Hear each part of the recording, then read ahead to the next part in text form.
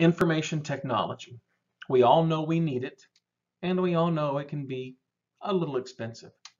So we here at Viz Technology Solutions have put together 6 steps to help you maximize your investment in your IT. So the first and probably the most important step in maximizing your return on investment in your IT is to choose the right technology partner. You know, no matter how you use them in your organization, technology vendors have the ability to make or break your business.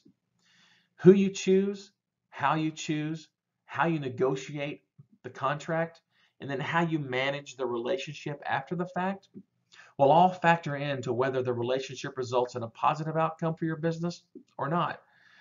This is a place where a lot of businesses tend to make shortcuts, maybe trying to do the IT work themselves, or worse, getting a family member to do it for them. It's very important that this step be taken seriously and planned out. There are basically only 3 choices when it comes to dealing with your IT.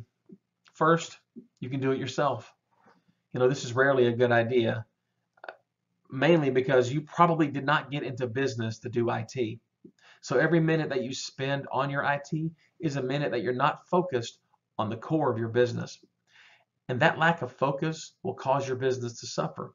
So generally, doing it yourself, not a good idea. It has nothing to do with your ability. I mean, you might be great at IT, but that's not your job. Your job is to grow your business. So what other options do you have? Well, you can hire your own support technician. A small business with only a single server has all the technical concerns of a large business, with the only difference usually being the available budget to support their technology. So with all these complexities, it becomes difficult to find someone who has the ability to support everything you have on day one. So what often happens is the person that you hire winds up doing a lot of learning on the job. This learning curve can result in downtime for you and your company. I've often found the hardest part of the learning curve for any technician is that they generally don't know what they don't know. And then there's the cost. An entry-level tech will average around $40,000 per year, and a more advanced engineer will range from $50,000 to $80,000. And that's not even including any benefits or the cost of tools for things like monitoring, antivirus, patch management. So with costs like this, you may be only able to hire one technician. So that will be one person who will be responsible for all of your IT needs.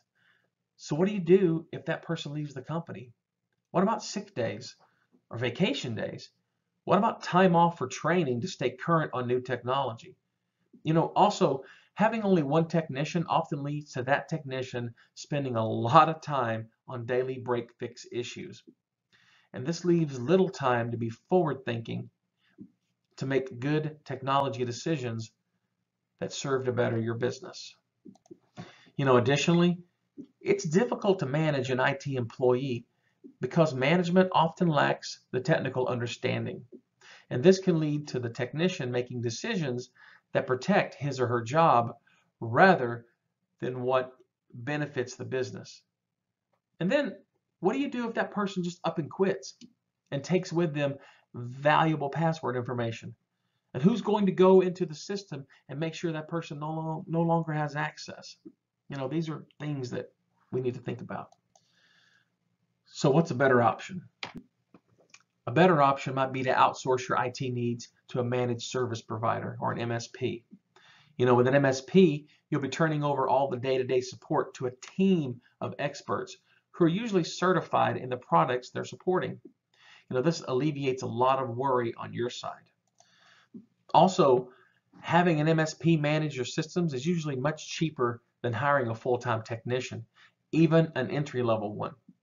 And you don't have to worry about salary or benefits or vacation or sick time. Also, you don't have to worry about that person leaving you high and dry. Additionally, most MSPs include the tools needed to make sure your systems stay running at peak proficiency, including 24/7 monitoring, antivirus and anti-malware that's continually updated, full patch management to ensure all your systems are always on the latest security patches and that every system is at the same patch level. You know, most MSPs also include a ticketing system for issue tracking to ensure prompt resolution and follow-up. All of this, and it's at a much lower cost than a full-time support technician. So the second step to maximize your return on your IT investment is to stabilize your infrastructure. Everyone needs a good starting off point.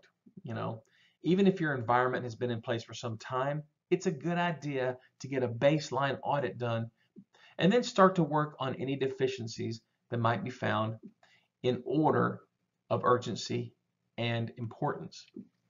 For example, you might get a risk score to show what your current IT risk is. And included in that score, you're going to want to have some more information. You're going to want to know exactly what's causing you to have that score, including what the issues are, and then recommendations to hopefully alleviate the problems. The next step in maximizing your investment is to optimize your infrastructure.